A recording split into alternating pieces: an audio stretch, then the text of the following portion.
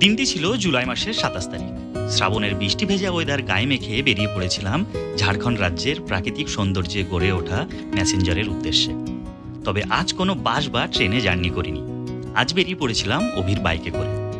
আমার বহরমপুর শহর থেকে ম্যাসেঞ্জারের দূরত্ব প্রায় ১২০ কিলোমিটার। আপনাদের ম্যাসেঞ্জার পর্যন্ত পৌঁছাতে গেলে হাওড়া রেলওয়ে স্টেশন থেকে ট্রেন ধরে নামতে হবে সিউড়ি স্টেশন। সেখান থেকে গাড়ি করে আপনারা খুব সহজেই পৌঁছে যেতে পারেন ম্যাসেঞ্জার।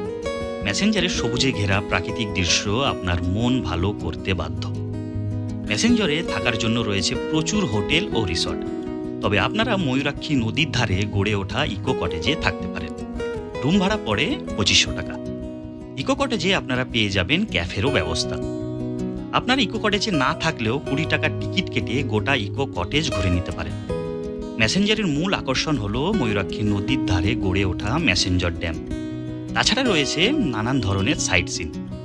ম্যাসেঞ্জার ভ্রমণের ফুল ভিডিও চ্যানেলে আপলোড করা আছে, আপনারা চাইলে অবশ্যই দেখে নিতে পারেন। আর যে সকল বন্ধুরা নতুন ভিডিও দেখছেন তাদের বলবো চ্যানেলটি সাবস্ক্রাইব করে পাশে থাকুন। তো সবাই খুব ভালো থাকুন, সুস্থ থাকুন। দেখা হচ্ছে পরের ভিডিওতে।